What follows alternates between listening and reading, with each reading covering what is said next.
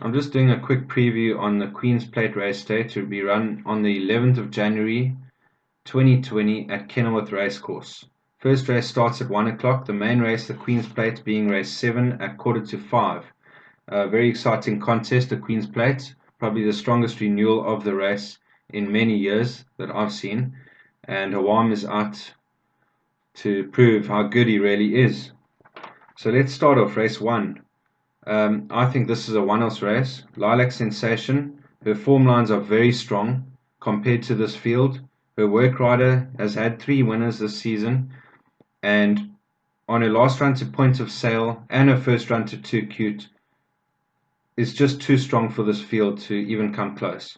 So I'm going very strong Lilac Sensation to open the card.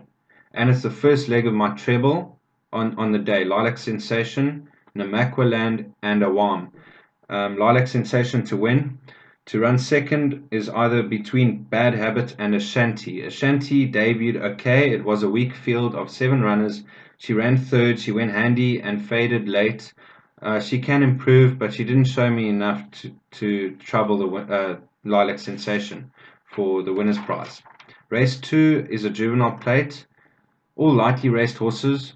Of the raced runners, Thomas Henry and Eric the Red, I believe, are the strongest of the raced horses, but you're going to have to follow the betting market and decide from there what you want to play. But I'm going to stay out of race 2.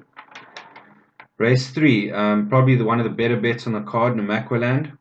He debuted very well in Joburg. He was outpaced in the early part of the race, and he came with a powerful late run to run only 2 lengths of Al Borak. There's been 2 winners out of the race, including Pure State, who came out to win the Ready to Run stakes at Kenilworth, beating a strong field.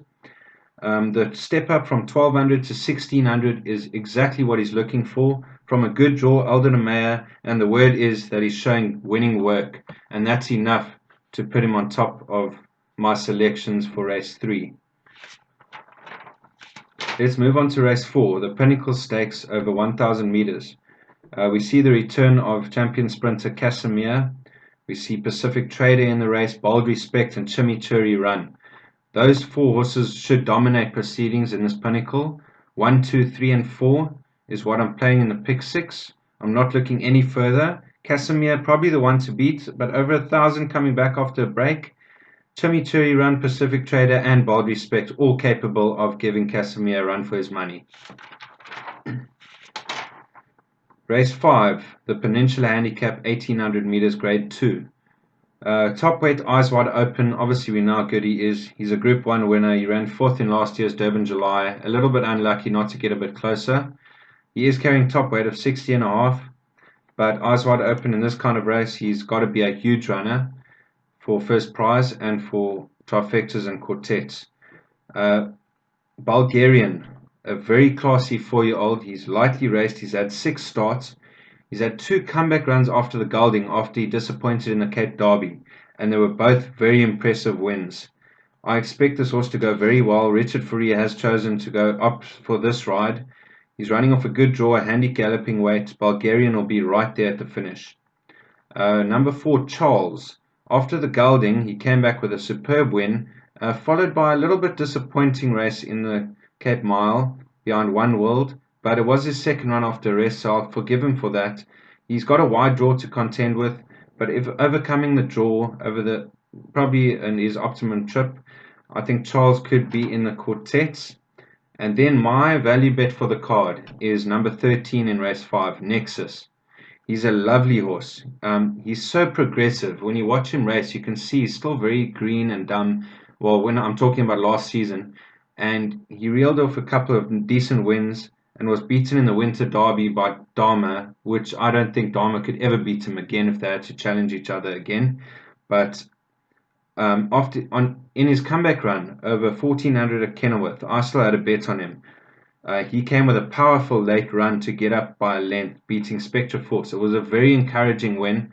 He comes into the Peninsula Handicap with 52 kilos and a 4 draw, Kamala up for Snaith. I think this horse will take quite a lot of beating, and this is my value for the card each way. Nexus, the horse to beat for me. Let's move on to race 6, the Paddock Stakes Grade 1 over 1800 meters.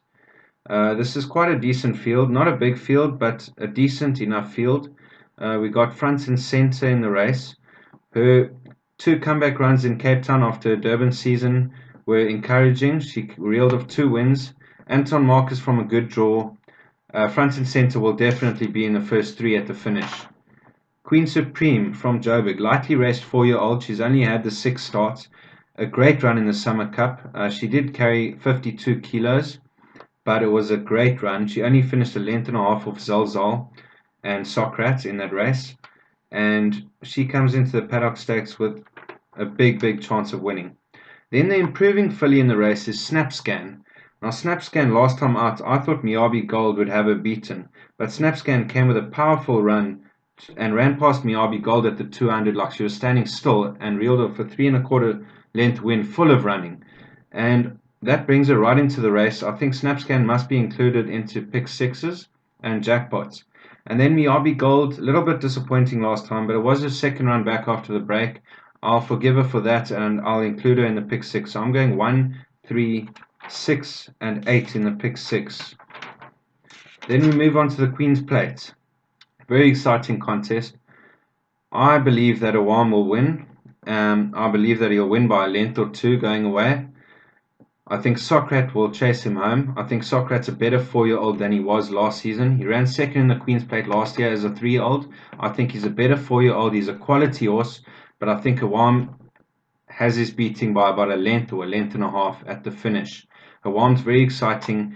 His 2 comeback runs after the break, a great win up the straight at the Vaal over 1200, unextended, and then he followed up in the Premier's Trophy at Kenilworth over 1800 meters, second one after a rest. A very good win, hands and heels. He moved like a winner all the way, and he was never headed really. So Awam for me to beat Socrates. Of the rest, Vardy, Do It Again, Rainbow Bridge, and One World to fill the quartets. Then we move on to race 8, the Chairman's Cup. It's a 2,500 meter grade 3. My first choice in the race and my next value bet on the card is Chrome Yellow. Last time out they went the Cape Crawl, and they went so slow. This horse head was up halfway down the field. I mean, he was sitting closer to last than first, but he was stuck in a bunch and he was throwing his head around. He just wanted to get on with things, but he had nowhere to go. And then it turned into a sprint in the straight. But how he quickened up from 8th, 3 lengths off the winner at the 400 to get beat a short head off a slow run race was very impressive.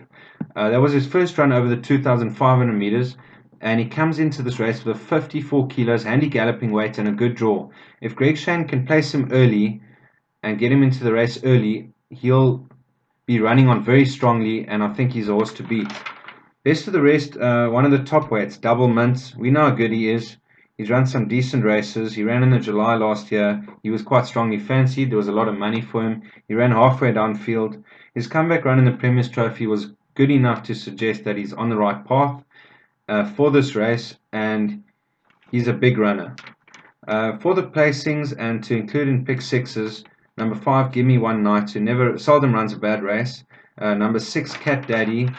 Number 7, Dharma. You can't ever ignore him. I ignored him last time out, and he popped up and won. But the pace was slow, and he went to the front, and he dictated. So I don't think he's going to have his own way this time. So for me, Chrome Yellow, each way. Then we move on to race 9, the 96 handicap 1400 meters. Carburetor Cruise. Gavin Larena has ridden him 3 times for 3 wins up the straight. The last time he tried the bend was back in December 2018 when running over 1400, third, 1 length off Vikram. I think he's matured into a horse that's looking for the 1400 meter trip. His last run in the Merchants was very impressive, run to Russet Air. He was actually out at the weight, and he ran a great race, 2 lengths off Russet Air, staying on strongly. He's got a good draw, Gavin Larena back on, and even with 60.5 kilos, I still believe he is the horse to beat. Then we move down to Ria Quarari.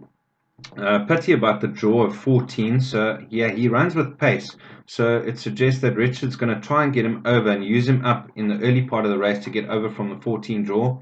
It's not going to be easy for him.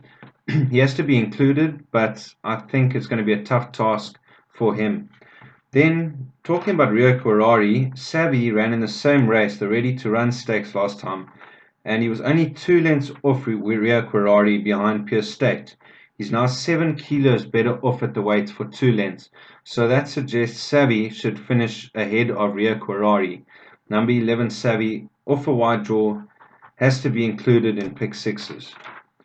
Then we move to Meraki. Meraki's improving. He's a 5-year-old, but his last 2 runs were very encouraging. And his last run behind Nexus, he stayed on very strongly, 2 lengths off the winner. He's better off at the weights, about 6 kilos with Frank Lloyd Wright in the race, if you want to go on collateral form, and a couple of others. Meraki must be included. Oracle, number 7 on the card, very consistent form, must be included. Fateful, number 9 in the card, must be included. And then number 13, Bayberry. He looks very, very classy. He's made up a lot of ground first time out the maidens, running second to J-Rock. He came from the clouds to run second. He has got a stiff draw to contend with, and he'll probably tuck in way off the pace and be coming with a late run, so don't leave Bayberry out. And then the last one I would add into pick sixes is Path of Choice. Very consistent form. He's been carrying top weights in the handicaps lately. Now he drops into a higher class handicap with 52 kilos on his back. I wouldn't leave Path of Choice out. And then the last race on the day, the 84 handicap over 1,000 meters. I'm pretty strong on the horse, Mr. Cobbs. His last 2 runs were encouraging out the maidens. He's 3 kilos better off with Celtic Voyager on that penultimate start. Last time out, he cramped for galloping room, found a run late, and flew up behind Ladderman, beaten a short head, so he was a little bit unlucky not to win. And I think Mr. Cobbs is the right horse to end off the day at Kenilworth.